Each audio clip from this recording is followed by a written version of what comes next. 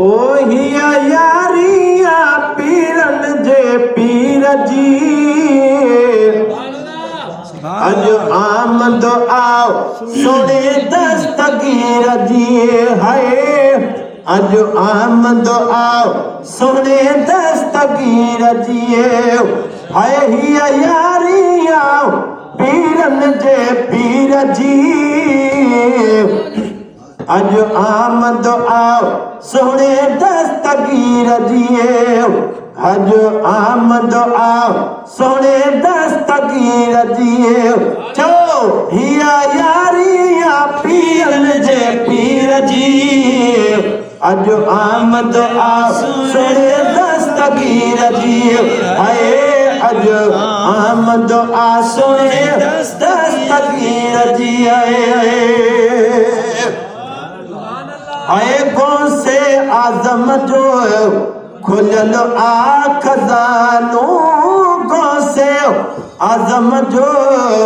खुलल आ खजानो आओ सुभान अल्लाह।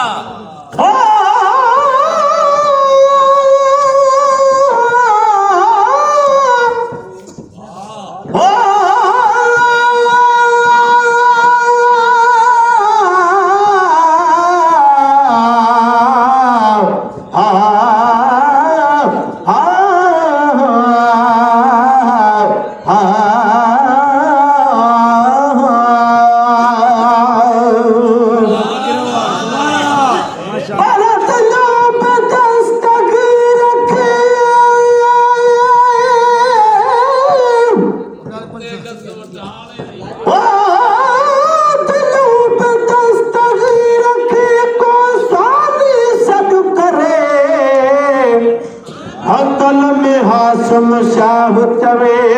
अचवानो पीर वरे तोड़े पंध परे तब माड़ करे तमरीदन ते हा हा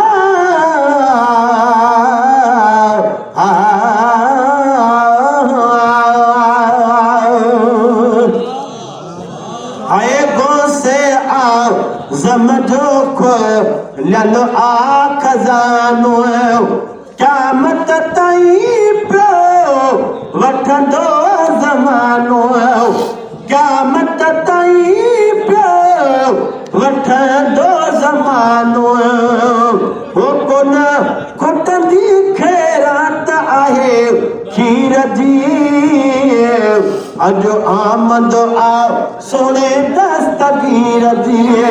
हाय अज आमद आओ सोने दस्तगीर जिए ओहिया यारी आ पीरन जे पीर जिए अज आमद आओ सोने दस्तगीर जिए हाय अज आमद आओ सोने दस्तगीर जिए हाय नबी जे नवासे सा जहनी हुना तो शरफ विलादत जो तन पातो शरफ विलादत जो तन पातो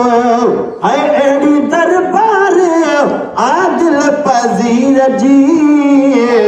अज आमद आओ सोने दस्तगीर जिए ओहिया यारिया पीरन जे पीर जी अज आमद आओ सोने दस्तगीर जिए हाय अज आमद आओ सोने दस्तगीर जिए सुभान अल्लाह। आए बुडल बेड़ा तारे थो पंजतन जो प्यारो हसनी हुसैनी बगेदा दवारो हसनी हुसैनी बगेदा दवारो कया चागाले आले शबीर जी अज आमद आ सोने दस्तगीर जिए है भाई अमरुन में है भाई अमरुन में आग खड़ी आमना मोहम्मद जी अमा आहे बड़ी आमना है भाई अमरुन में